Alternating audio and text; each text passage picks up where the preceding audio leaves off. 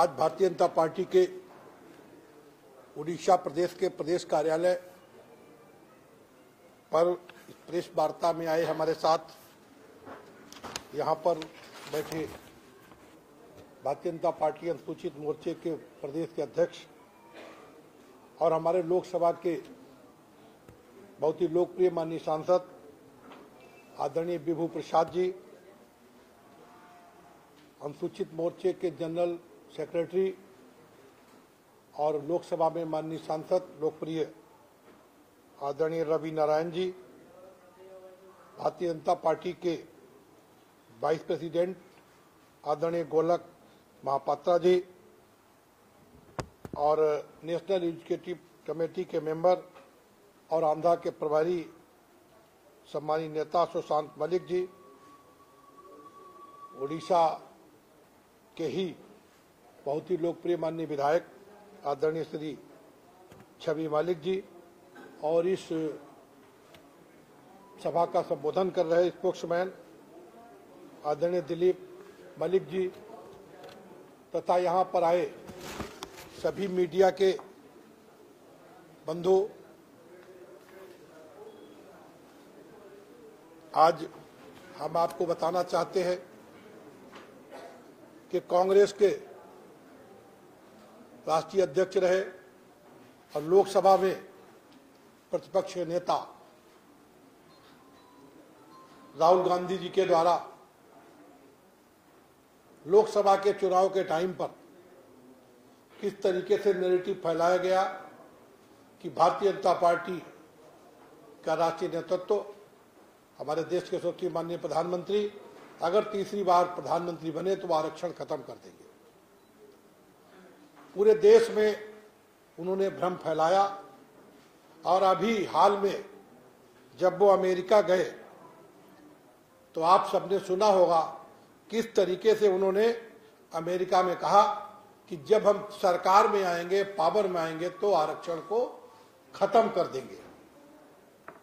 कांग्रेस की नीति रही है हमेशा कि हम ओबीसी और एससी एसटी के आरक्षण को खत्म करें और इनको दबे मजदूर किसान की तरह इनका उपयोग करें।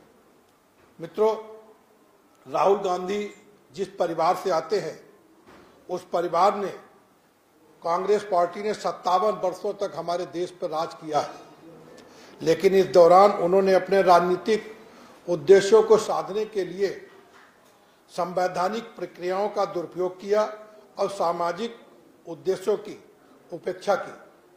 कांग्रेस ने कभी भी संविधान के मूलभूत आरक्षण सिद्धांतों को सही भावना और रूप में लागू करने की इच्छा शक्ति नहीं जताई। आपको याद होगा जब इस देश के प्रधानमंत्री जवाहरलाल नेहरू थे, नेहरू सरकार में सन 1956 में पिछड़े वर्गों के आरक्षण देने की जो काका कालेकर की रिपोर्ट थी उसको खारिज कर दिया। काका कालेकर जी ने कहा था कि हमारे देश में पिछड़े वर्ग के लोग हैं, उनको आरक्षण की बहुत ही आवश्यकता है, लेकिन नेहरू की नीतियां थी, उन्होंने इसको खारिज कर दिया।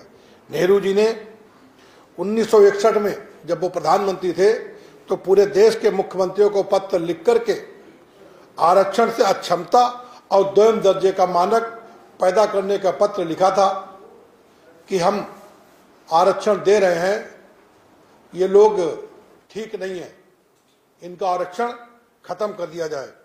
लेकिन डॉक्टर भीमराव अंबेडकर जी ने आरक्षण के लिए संविधान जो बनाया था उसको लागू करने का काम हमारे देश के माननीय प्रधानमंत्री आदरणीय श्री मोदी जी ने किया।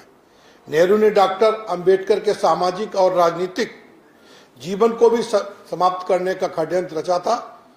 1952 में लोकसभा चुनाव में और 1954 में लोकसभा के उपचुनाव में उन्हें हराने का काम किया, क्योंकि अंबेडकर जी एससी एसटी और ओबीसी को संविधान के माध्यम से आगे लाने का काम कर रहे थे। तो कांग्रेस को पसंद नहीं था कि एससी ओबीसी और एसटी के लोग सामान्य जीवन जिए और समाज में अच्छी अपनी पहचान बनाएं। माननीय प्रधानमंत्री मोदी जी, माननीय गृह मंत्री अमित शाह जी के द्वारा जो धारा 370 और 35A को समाप्त करके जम्मू कश्मीर में अनुसूचित जाति वर्ग को 70 वर्षों बाद सामाजिक न्याय और सम्मान दिलाने का काम माननीय नरेंद्र मोदी जी ने किया। धारा 370 हटने के बाद पहली बार अब जो चुनाव हो रहा है उसमें आपको बड़ी जानकारी, एक हर्ष होगा कि हमारे एससी समाज को 7 और एसटी समाज को 9 सीटें पहली बार वहां पर एमएलए बनने जा रहे हैं। अभी तक वहां एससी एसटी का कोई एमएलए नहीं था, ये कांग्रेस की ही नीति थी। धारा 370 हटने के बाद माननीय प्रधानमंत्री जी के द्वारा जो पाक अधिकृत कश्मीर है वहां पर भी 24 सीटें तैयार की गई हैं और उसमें 2 सीट कश्मीरी पंडितों के लिए आरक्षित कर दी गई हैं कि इनको हम पहली बार विधानसभा में पहुंचाने का काम करेंगे। मित्रों, इंदिरा गांधी के कार्यकाल में 1975 में इंदिरा गांधी जी ने आपातकाल लगा करके संविधान को कुचला था। 66 से इंदिरा गांधी ने मंडल आयोग की रिपोर्ट को भी ठंडे बस्ते में डाल दिया था।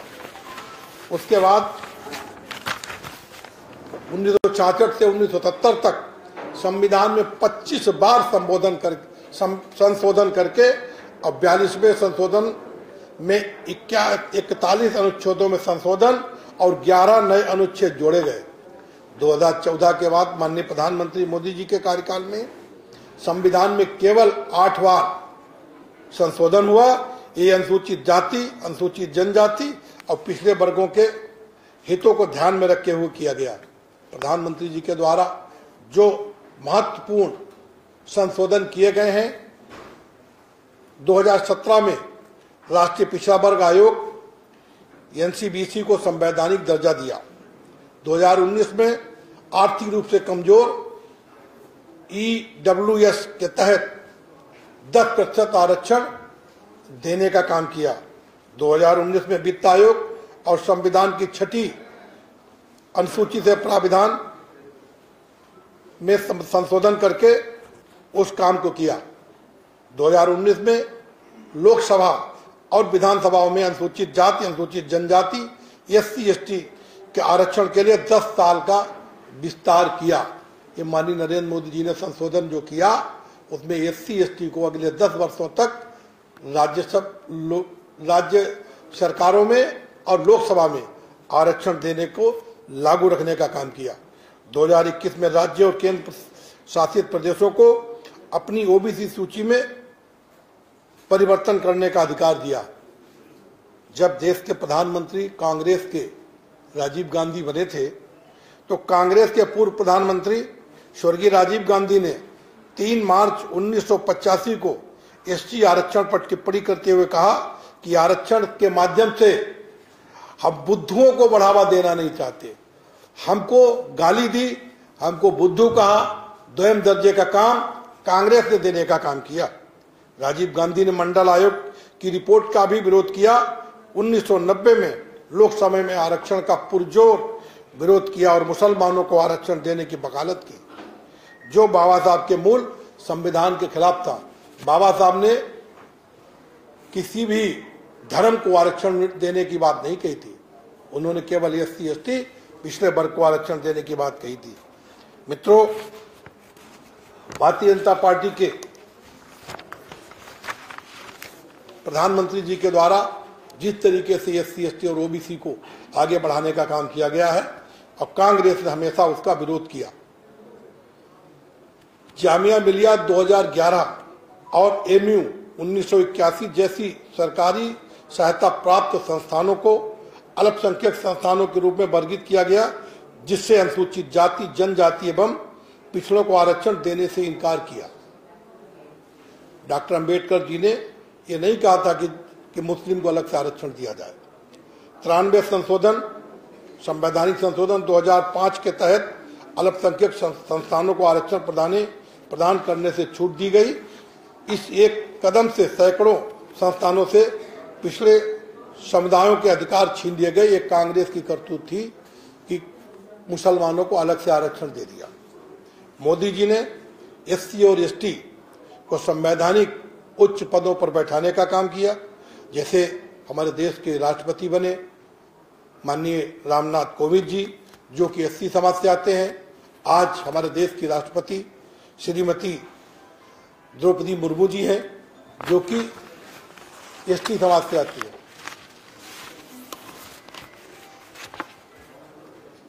देश 1947 में जब आजाद हुआ, अब 57 वर्ष केंद्र में कांग्रेस सरकार रहते हुए संविधान दिवस भी नहीं मनाया गया।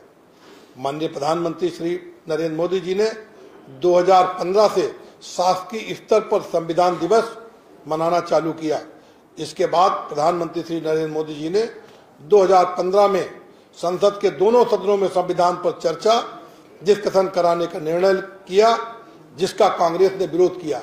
जबकि अभी आप देख रहे होंगे कांग्रेस में राहुल गांधी एक हाथ में संविधान की किताब लेकर के घूम रहे थे, उसका संविधान का भी सम्मान नहीं किया, लेकिन चुनाव में दुरुपयोग करके लोगों को भ्रम फैला करके और चुनाव में उन्होंने कुछ सीटें जीत ली।